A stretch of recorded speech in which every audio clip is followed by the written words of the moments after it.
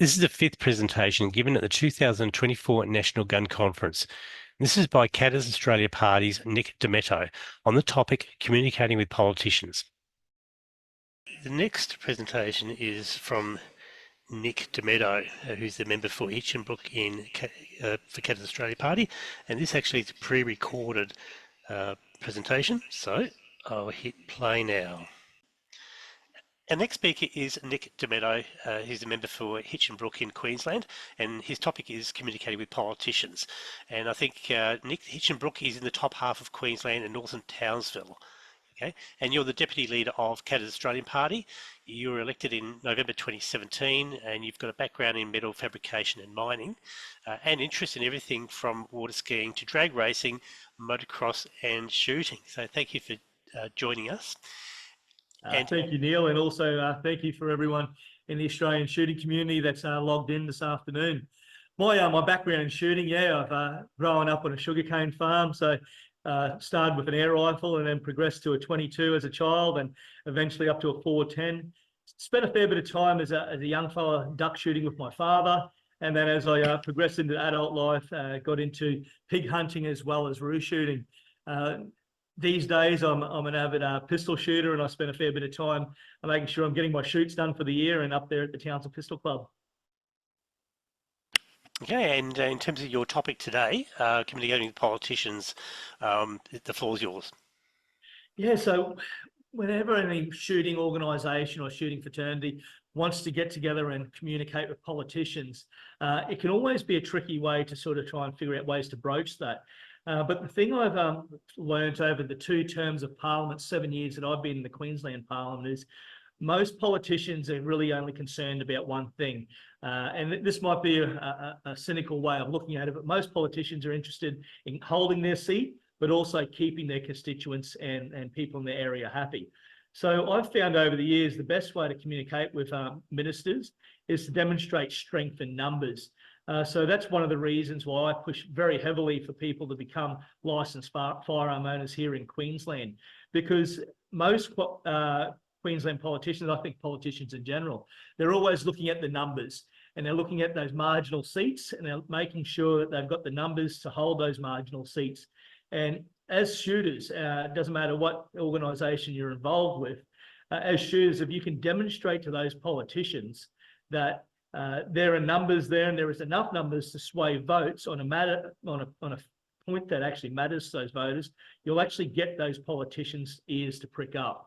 So whether it's an issue that a government might be bringing in, making it harder for firearms owners or licensed firearm owners, or even if there's something, for example, I know silencers and those sorts of safety devices for firearm users are a big thing here in Queensland. And if you can demonstrate that those sort of issues are an issue that would shift the vote come election time, I think most politicians, you'll have their ear. So another thing that I'd also say as well is over the years, using political tools like everything from the media right through to parliamentary petitions are very important. So one thing that we've been able to do over the years is through parliamentary petitions, show that there's a large block vote that's willing to shift their vote on a particular issue. And if that doesn't work, and if meeting with ministers and meeting with local members doesn't work, one lever that we do have left to pull is the media. And sometimes it is tough to get the media on side when it comes to firearms issues. But when you can demonstrate it through either a member of parliament that's on board with the shooting fraternity, or shooting organisations that are working hard to show that other voters out there should be sympathising with shooters, it's a very important way of trying to sway the way politicians vote and how their policy development team actually puts things together. So political pain, that's probably the word that I'd use to describe the language that most politicians actually understand. Like I said, I've become a little bit cynical in some politicians over the last 7 years, but I'll definitely say I've never seen a member of parliament or a minister do something usually just because it's the right thing to do. Usually they have to be either invested in it personally or their party has to have invested in it personally. And the other time I've seen politicians move is when they can feel the heat in the kitchen, if that makes sense. So there's a number of ways to apply that heat or political pain to a member of parliament or a minister. And like I said, showing that there's a large block of voters that are willing to shift their vote. If that politician isn't willing to conform or work with that group, is a very good way to demonstrate that there's a reason for them to shift their way of thinking. Another thing that I've noticed over the years is working with your shooting organisations is paramount. It doesn't matter if you're in SSAA, Shooters Union, or the Dealers Association we work with quite well. CIFA is another organisation Canada's Australian Party works with quite well. Over the years, we've been able to demonstrate to ministers through the lobbying of these combined organisations to try and shift policy and shift legislative changes.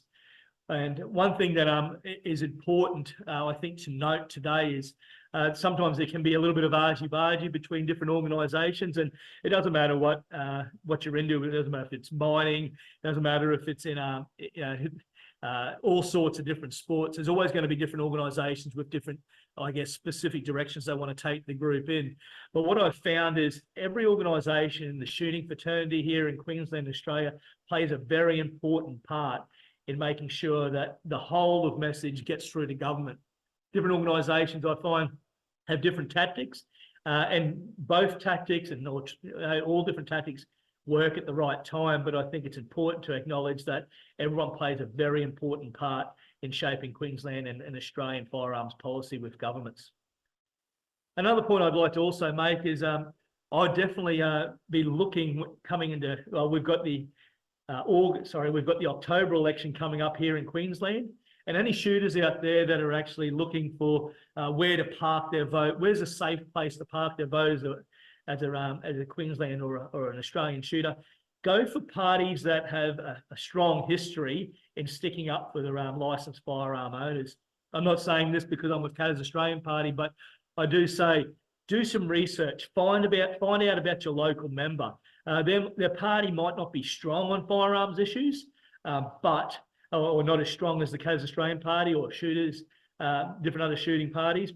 But I would say if you've got a local member that's part of a larger organisation or larger party, I should say, who's an avid firearms owner or a sports shooter or even a hunter, perhaps having a conversation with them and seeing if that's a safe place to park your vote.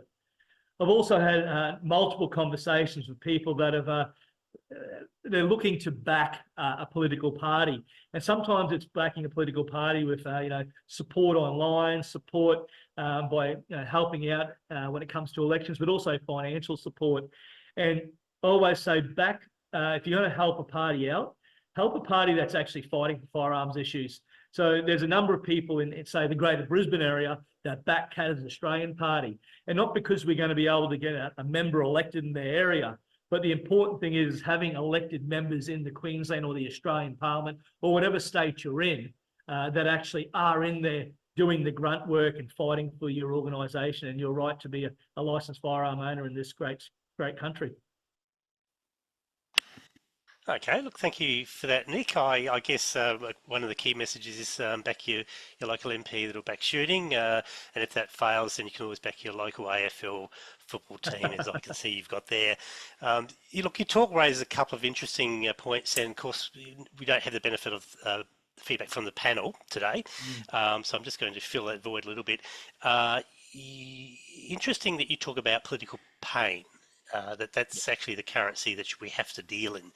And what is the risk of, I think a politician's job really sometimes to make people go away, and I think the major parties are very good at doing that. So how does a person recognise when they're being, led by the nose by their local Labor, LNP candidate when they're not serious, being serious about their interaction with you? How do you recognise that? Well, I guess I'll tell a bit of a story. We have a lot of lobby groups that'll come into the KAP office down there in Brisbane when we're in Queensland Parliament, and they will say, we want you to help us out with this, and we want you to have a look at adopting this policy, and my first question usually is, have you met with anyone else? And they'll usually say, yeah, we met with the Labor person, or we met with the LNP in opposition, and the shadow minister was a really nice person. And my response usually is, I would rather you said that they were a complete a-hole to you and said they would actually deliver something. I've got enough nice people in my life. I don't need any more. I need people that are actually going to do something for you. So I would be putting pressure on someone, whether you're lobbying a state member, whether you're lobbying a candidate or a political party. Put the pleasantries aside sometimes and ask them what, obviously that's part of the interaction, but I'd ask, well, what are you actually going to do for us? How does this materialise? And another important thing I've started telling people is, before a member of parliament after that meeting says, can we please get a photo together? I'd love to put that on my social media. What they're trying to do is show people that they're backing you and try and steal a little bit of your credibility. Before you sign up for that photo with a member of parliament, ask them to commit to something and then get a photo. I love that, because you did right. They wanted to give the impression they're on your side. That's right. While hedging their bets. Yep. And you also talk about the working with those shooting organisations. I mean, one figure which I've got in mind is I believe there's something like 90 plus shooting organisations in Australia. Forget about the ranges. We're talking about just the organisations.